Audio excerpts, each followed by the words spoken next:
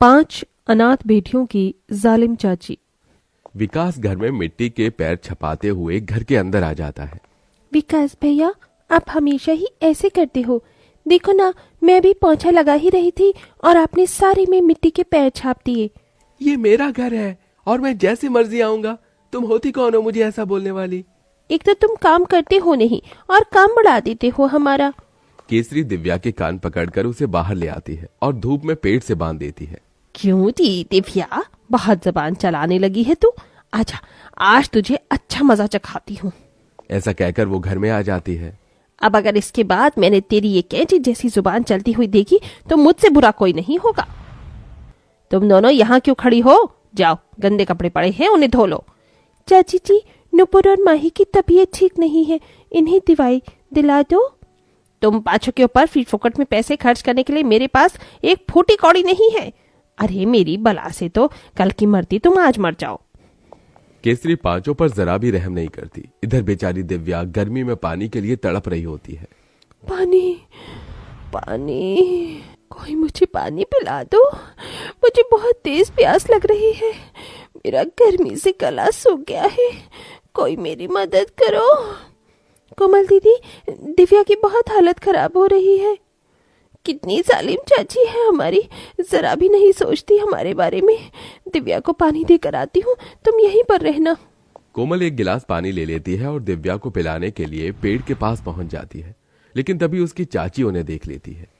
आहा, देखो तो सही बहनों का प्यार। तेरी हिम्मत कैसे हुई मुझसे बिना परमिशन लिए इसे पानी देने की? मेरी बहन प्यास से तड़प रही है चाची, उसे पानी पीने दो। लगता है तुम्हें मेरी बात समझ में नहीं आती। आज तुम पांचों का भूत ही उतार देती हूँ।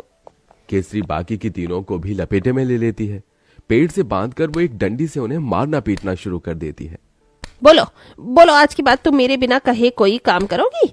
मुझे बिना पूछे अपनी मर्जी चलाओगी? इस तरह उनके जालिम चाची उनके ऊपर बहुत अत्याचार कर रही होती है, लेकिन उनके साथ ऐसा क्यों हो रहा था?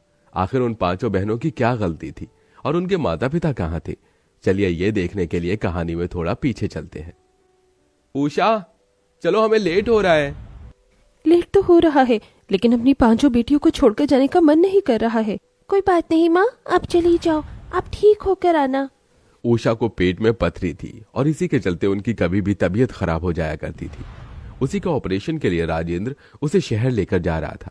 दोनों माता पिता अपनी 5 बेटियों को गले से लगाते हैं और शहर के लिए निकल जाते हैं। शहर में उषा का ऑपरेशन शुरू हो जाता है और राजेंद्र हॉस्पिटल के बाहर बेसब्री से इंतजार करने लगता है। हे ऊपर वाले, सब कुछ ठीक ही रखना, कोई परेशानी नहीं होनी चाहिए। तभी डॉक्टर उनके पास आते हैं। ऑपरेशन सक्सेसफुल हो गया है, आपकी पत्नी को अब कभी पेट में दर्द नहीं होगा। यह सुनते ही राजेंद्र बहुत खुश होता है और अपनी पत्नी से मिलने उसके पास जाता है। उषा, मेरी डॉक्टर से बात हो गई है, कल तुम्हें डिस्चार्ज मिल जाएगा, फिर हम वापस अपने गांव अपनी बेटियों के पास पहुंच जाएंगे। इससे पहले कभी अपनी बेटियों से दूर नहीं हुई हूँ, मुझे बहुत बुरा लग रहा है। बस ये रात बीत जाए। उस रात उषा हॉस्पिटल में अपने बिस्तर पर लेटी होती है और उसके बराबर में एक कुर्सी पर राजेंद्र बैठा होता है। लेकिन अचानक से बहुत तेज भूकंप आता है और अस्पताल की पूरी बिल्डिंग गिर जाती है। इसी के चलते उषा और राजेंद्र भगवान को प्यारे हो जाते हैं। चाचा, चाचा, आप रो क्यों रहे हो? माँ और पिताजी को गए हुए आज 3 दिन हो गए हैं, वो अभी तक नहीं आए हैं। तुम्हारे माता पिता भगवान के पास गए हैं, अब वो वहीं रहेंगे, वापस नहीं आएंगे। जो भगवान के पास जाता है वो वापस लौट कर नहीं आता। ये सुनते ही महेश को बहुत बुरा लगता है और वो 5 बेटियों को गले से लगा लेता है। तुम 5 यहाँ अपनी चाची के साथ रहना गांव में। मुझे काम नहीं मिल रहा और मुझे अब तुम 5 की शादी भी करनी है। उसके लिए मुझे पैसा भी जोड़ना होगा, इसलिए मैं शहर जाऊंगा और वहां काम करूंगा। चाचा जी, माँ और पिताजी तो चले गए, अब आप भी हमें छोड़कर जा रहे हो? ऐसा मत कहो, मैं तुम्हें जरूर मिलने आऊंगा। महेश ऐसा कहकर शहर की बस पकड़कर चला जाता है। उसके जाने के बाद केसरी को 5 बेटियां बोझ लगने लगती हैं। फ्री फोकट के खाने को तुम 5 को नहीं मिलेगी। इस घर में अगर खाना खाना है तो घर के काम करना होगा। इस तरह केसरी उस दिन के बाद से 5 बेटियों से घर के सारे काम करवाती, ऊपर से खाने के नाम पर सिर्फ सूखी रोटी दिया करती थी। दीदी, मेरे पेट में भूख से दर्द हो रहा है। चलो मैं चाची से खाना मांग लेती हूँ। कोमल अपनी चारों बहनों के लिए खाना लेने जाती है। चाची, आज खाने में बिरयानी बनाई है, हमें भी खाना दे दो, बहुत तेज भूख लगी है। शक्ल देखी है तूने अपनी आईने में? ये बिरयानी मेरे और मेरे बेटे के लिए है, तुम पांचों के लिए नहीं। रसोई में सूखी रोटी रखी है, जा लेकर खा ले और अपनी उन चारों बहनों को भी खिला दे। ये सुनकर कोमल की आंखों में आंसू आ जाते हैं और वो रसोई में जाकर सूखी रोटी देखकर सोचने लगती है। इन सूखी रोटियों को हम कैसे खाएंगे? हमारी चाची कैसी है, खुद बिरयानी खा रही है और हमें ये सूखी रोटी दे रही है। कोमल एक गिलास पानी के साथ सूखी रोटी अपनी बहनों को खिलाने के लिए ले आती है। नहीं दीदी, सूखी रोटी से पेट में दर्द होता है। बहनों, हमारे पास और कोई चारा नहीं है। उस दिन नूपुर, दिव्या और माही तीनों ही सूखी रोटी नहीं खाती। इसी के चलते काजल और कोमल भी भूखे रहते हैं। आधी रात को उन पांचों को भूख का दर्द होता है। क्या फ्रिज में अभी भी बिरयानी होगी? हाँ, चाची ने रखी थी। मुझे पता है तुम सभी का बिरयानी खाने का मन कर रहा है। चलो तुम यही रखो, मैं चुपके से बिरयानी चुरा कर लाती हूँ। कोमल बिरयानी के लिए रसोई में फ्रिज के पास पहुंच जाती है। वो फ्रिज से बिरयानी जैसे ही बाहर निकालती है, उसी वक्त उसकी चाची उसे देख लेती है। अच्छा, तो ये बात है, तुम्हारी ये चोरी आज पकड़ी गई। आज तुम्हें मुझसे कोई नहीं बचा सकेगा।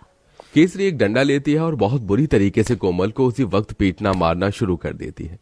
कोमल बहुत तेज चीखती है। उसकी चारों बहनें उसकी आवाज सुनकर रसोई में पहुंच जाती हैं। केसरी उन्हें भी मारती है।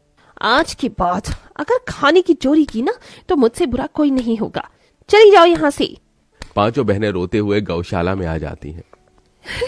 दीदी, हमारी चाची इतनी जालिम क्यों है? उन्हें हमारे ऊपर तरस नहीं आता? जब हमारे माता पिता है ही नहीं तो हम यहाँ क्यों रुके हैं? दीदी, यहाँ से बहुत दूर चलो, भाग चलते हैं यहाँ से। लेकिन कहाँ जाएंगे? ना तो पैसा है और ना ही सर पर छत। दीदी, हमारी किस्मत हमें जहाँ लेकर जाएगी हम वहीं चले जाएंगे, बस आप यहाँ से भाग चलो। उस रात पांचों बहनें अपनी चाची के घर से भागने का सोच लेती हैं। वो केसरी के सोते ही दरवाजे से छुपकर बाहर निकल आती हैं और भागना शुरू कर देती हैं। भागते भागते वो बहुत दूर पहुंच जाती हैं। आज की रात इस पेड़ के नीचे ही सो जाते हैं, कल देखेंगे। अगले दिन जब सवेरा होता है तो अपने आप को रेलवे स्टेशन की जगह पर पाती हैं। रेलवे स्टेशन पर उनके पास भीख मांगकर गुजारा करने के अलावा और कुछ नहीं था। भीख मांगने से अच्छा है कि मैं खुद से कुछ काम करूं। वो देखो, वो आदमी लोगों के जूते साफ करके पैसे कमा रहा है, मैं भी यही करूंगी। इस तरह कोमल एक कपड़ा और कुछ जूते साफ करने का सामान लेकर बैठ जाती है, जिसके बाद वो लोगों के जूते चप्पल साफ करके पैसे कमाती है। अब मेरे पास पैसे हैं, मेरी बहनें जो खाएंगी मैं उन्हें खिलाऊंगी। गरीब बहन एक रेस्टोरेंट के बाहर जाने वाली होती हैं, लेकिन वहां का सिक्योरिटी गार्ड उन्हें भगा देता है, जिसके बाद वो एक ठेले पर जाकर समोसे खाती हैं। ऐसे ही धीरे धीरे काजल भी रेलवे स्टेशन पर पानी बेचने का काम शुरू कर देती है और साथ में दिव्या न्यूज़पेपर बेचने का काम करती है। तीनों बहनें मेहनत करके पैसा कमाती हैं और अपने लिए एक किराए का घर ले लेती हैं। वक्त के साथ वो बड़ी हो जाती हैं, जिसमें से नूपुर और माही पढ़ाई कर रही होती हैं और तीनों बड़ी बहनें काम करके घर चलाती हैं। एक दिन रेलवे स्टेशन पर महेश कोमल को देख लेता है। क्या तुम कोमल हो? चाचा जी, आप यहाँ? महेश कोमल को गले से लगा लेता है। मेरी बेटी, मैंने तुझे कहां कहां नहीं ढूंढा। अपने चाचा को देखते ही कोमल रो पड़ती है और रोते रोते अपनी चाची के किए जुल्म बताती है। और फिर चाचा जी, हम यहाँ भाग कर आए। हम तीनों बहनों ने मेहनत करके पैसा कमाया और दोनों छोटी बहनों को पढ़ाया। तुम्हारी चाची ने तुम्हारे साथ ये सब किया, मुझे तो पता ही नहीं था। उसे उसकी सजा जरूर मिलेगी। मुझे माफ कर देना बेटी, मैं तुम्हारी परवरिश तो नहीं कर पाया, लेकिन अपना वादा जरूर पूरा करूंगा। तुम पांचों की शादी मैं करूंगा क्योंकि तुम मेरी बेटी हो। चलो मेरे साथ घर।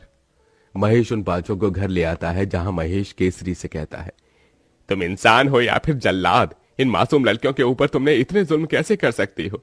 तुम मेरी पत्नी कहलाने के लायक नहीं हो। निकल जाओ इस घर से, ये घर इन पांचों का है। ये सुनते ही केसरी के पैरों तले जमीन खिसक जाती है और वो रोते हुए कहती है, मैंने इन पांचों के साथ बहुत बुरा किया, लेकिन मेरे बारे में तो सोचो। इस बुढ़ापे में आकर, लेकिन अब मैं कहाँ जाऊंगी? मेरा बेटा भी मुझे छोड़कर चला गया। मुझे माफ कर दो बेटियों, मुझसे बहुत बड़ी गलती हो गई। कोई बात नहीं चाचा जी, हम चाची को माफ करते हैं, आप इन्हें इस घर से मत निकालो। जिसके बाद जिस घर में वो रह रहे थे वो घर भी उन पांचों बहनों के नाम था। महेश उनके लिए लड़का देखता है और पांचों बहनों को उन्हीं के पिता के घर से खुशी खुशी विदा करता है। जिसके बाद अब पांचों बहनें अपने अपने ससुराल में खुशी खुशी रहने लगती हैं।